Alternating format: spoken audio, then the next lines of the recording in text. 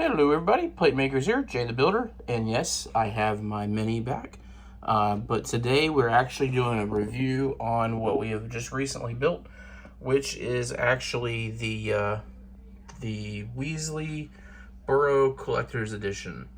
So yeah, big build. This was more of a brand build for the other part of our Lego City. This one is actually, as you can see, 2,400 pieces right at, so something big to kind of accomplish. We already noticed kind of right off the bat that it doesn't have traditional base plate. It actually has the regular plate, as you can see in the picture. So it's a little harder to add to a Millis plate, but we're going to give it a shot. All right, as you can see, we are kind of done with the building set. It is actually really cool to kind of give you a glimpse of how big it is. Pretty decent size for a building. Like I said before, that base plate is not there, so it's going to be kind of interesting. We're going to do that here probably in a few minutes. But to kind of give you an idea of what it all comes on and what's with it. Really awesome details. The outside, as you can kind of see, is kind of basic. This particular set actually does open. So to kind of give you a little bit of a rundown of what's inside, you have one of the brothers' bedrooms right there on top. Then you have, I believe that's Ron's room, I'm not 100% certain. Or the parents' room, I should say. I think that's what Brianna told me. Then you have Ron's room, of course, if you can see that. The kitchen table. One cool feature that you'll see that you'll build in this one is the clock actually moves.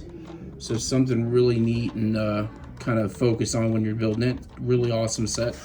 Another aspect as you go over here is the Flu Network. So those that are familiar with the movie, you'll see that there's a kind of like a chair, or a chair piece, I should say. You can stand in it, and there's a knob right there, and it'll actually make you disappear, which is really cool.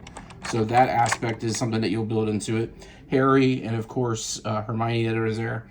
You have Jenny at the top in her room, and then you have the attic space. A couple things just to kind of make you aware as you're building the set. It is not a modular, of course. As you can kind of tell, it's open, so the spacing is a little bit different.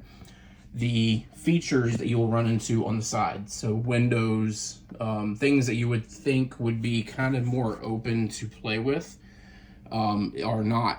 So they don't really do much there. They're more for aesthetic looks, to kind of show you, and I'll close this up to give you a little bit of an idea.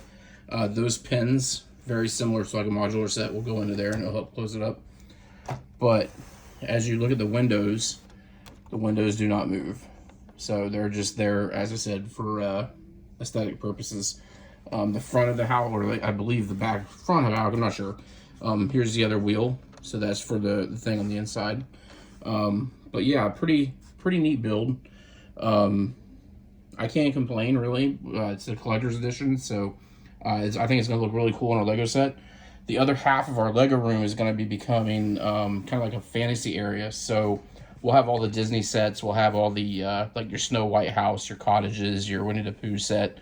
This set and the other Hogwarts Harry Potter sets will be going in there soon. So, guys, please like, subscribe. If you run into any issues in your bags, Brienne did not run into major issues. The cool thing she did, Mirella, kind of notice, in case you're wondering or in case you run into it. Yes, some of the pieces are intentionally made to be slant, because it's Harry Potter. So if you run into something that looks weird, kind of run with it. It's probably done intentionally. Now, if there's bags or pieces missing, that's a different that's a different issue. But when it comes down to something like that, it's probably intentional for the house that you're building. So, like I said, and successfully, we got it on a Millis plate. So it does fit. Yeah, it's a little anomalous. Not necessarily the best way of doing it, but we can decorate the ground. Of course, that's what we always do. We'll get some added features to kind of make it look good. But the only problem, of course, when you have something like that is you can't open it. So we're going to figure that part out later. But for the Lego City, for now, that part's done. Like I said, like, subscribe. We have more coming, guys. We got a Millennium Falcon UCS that we're actually going to be building and reviewing. We actually do light kits for the Botanical Garden. That's also coming. We have a whole bunch of stuff. I'm actually going to be doing a kind of a how-to on how to stage and save you some money with some staging of minifigures. So they'll kind of look like that right there. And it's in progress, so we're still working on that. But like I said, there's a lot coming. So stay tuned, like, subscribe. We look forward to seeing all your comments and obviously whatever we can do to help you out. And